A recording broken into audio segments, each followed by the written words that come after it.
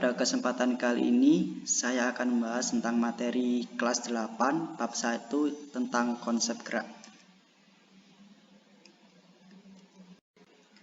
Benda itu dapat dikatakan bergerak apabila benda itu mengalami perubahan posisi dari titik acuan. Benda apabila bergerak kan pasti punya lintasan kan ya. Dalam fisika itu ada beberapa namanya lintasan. Benda itu dapat bergerak di lintasan lurus. Yang kedua, lintasan melingkar,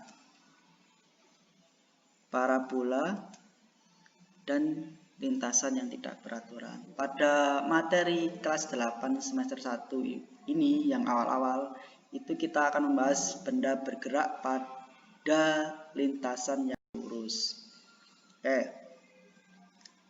Dalam benda bergerak dalam lintasan lurus, kita akan mengenal 3 konsep utama, yaitu waktu, jarak, dan perpindahan. Apakah jarak dan perpindahan itu sama?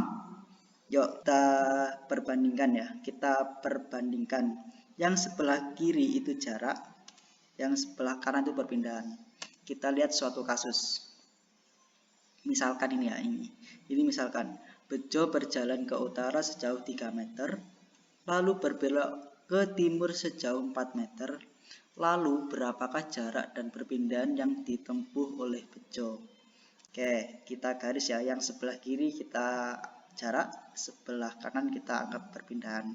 Kita konsep ke jarak dulu aja ya. Oke, misalkan ini Bejo berjalan ke utara sejauh 3 meter. Ini yang merah ini 3 meter ya ilustrasinya, sejauh 3 meter. Lalu Bejo berbelok ke timur sejauh 4 meter. Nah, sejauh 4 meter. Oke, ilustrasinya itu seperti begitu. Yang merah itu ke utara, yang hijau itu ke timur. Lalu berapakah jarak yang ditempuh Bejo? Oke, jarak yang ditempuh Bejo adalah 3 meter ditambah 4 meter. Berarti jarak yang ditempuh Bejo itu 7 meter. Oke, jadi dapat disimpulkan bahwa jarak adalah panjang lintasan yang kita tempuh atau yang kita lalui. Ingat ya, jarak adalah panjang lintasan yang kita tempuh. Lanjut ke perpindahan dengan kasus yang sama. Kasusnya Bejo berjalan ke utara sejauh 3 meter, lalu berbelok ke timur sejauh 4 meter. Lalu berapakah perpindahan yang ditempuh Bejo? Apakah sama dengan jarak? Oke, tentunya beda ya. Kalau perpindahan itu mempertimbangkan posisi awal dan posisi akhirnya. Posisi awalnya kan di sini dia, ya kan? Posisinya awal di sini, lalu dia bergerak ke utara, lalu belok ke timur. Ini posisi akhirnya berarti. Ini posisi awal, ini posisi akhir. Ingat-ingat, kalau perpindahan kita memperhatikan posisi awal dan posisi akhirnya, sehingga dapat kita garis lurus. Nah, kita garis lurus dari posisi awal sampai posisi akhir, ketemu bentuk kayak gini. Atau dalam istilah ilmu matematikanya kan, kalau ada segitiga siku-siku kan pasti nemu teorema Pythagoras. Nah, itu kita gunakan untuk memecahkan soal perpindahan.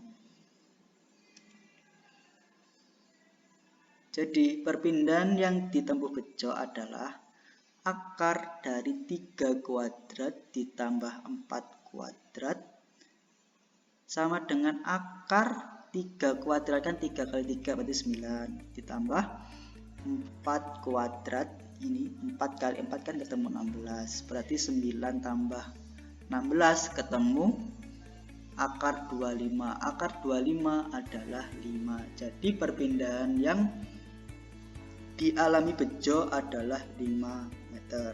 Jadi beda ya. Kalau jarak Bejo menempuh 7 meter, sedangkan perpindahan Bejo hanya 5 meter. Itulah bedanya jarak dan perpindahan. Jadi perpindahan adalah jarak lurus resultan dari posisi awal sampai posisi akhir. Perpindahan itu jarak lurus resultan dari posisi awal sampai posisi akhir. Nah, gunanya untuk jarak dan perpindahan itu apa sih dalam bab ini? Yuk, kita kaitkan dengan kelajuan dan kecepatan.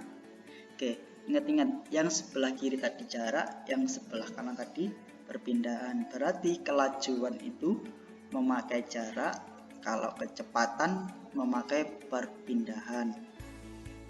Oke, kita analisis dengan kasus yang sama.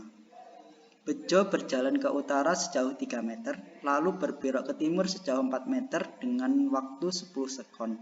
Berapakah kelajuan dan kecepatan saat Bejo berjalan? Nah, satu ilustrasi ada 2 soal, kelajuan dan kecepatan. Yang sebelah kiri kita kelajuan, yang sebelah kanan kita kecepatan. Yuk, kita analisis dulu.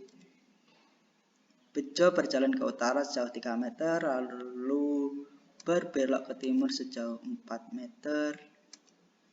Nah, rumusnya sendiri dari kelajuan itu V sama dengan S per T. Ingat-ingat ya, kelajuan itu punya rumus.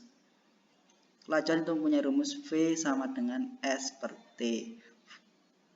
V itu kelajuan, S itu jarak, T itu waktu.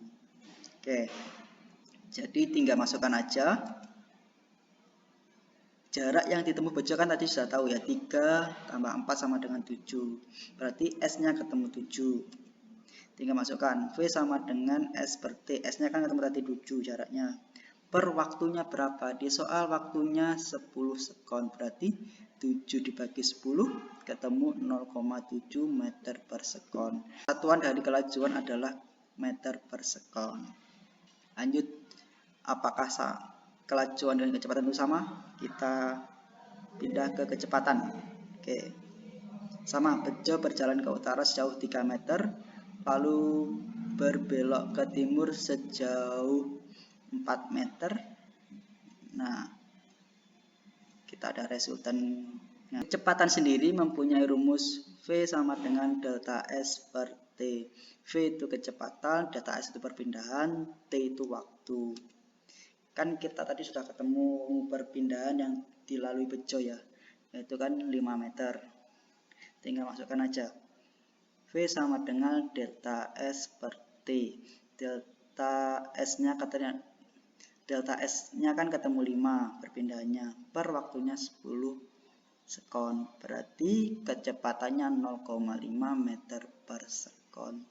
Jadi antara kelajuan dan kecepatan itu beda ya.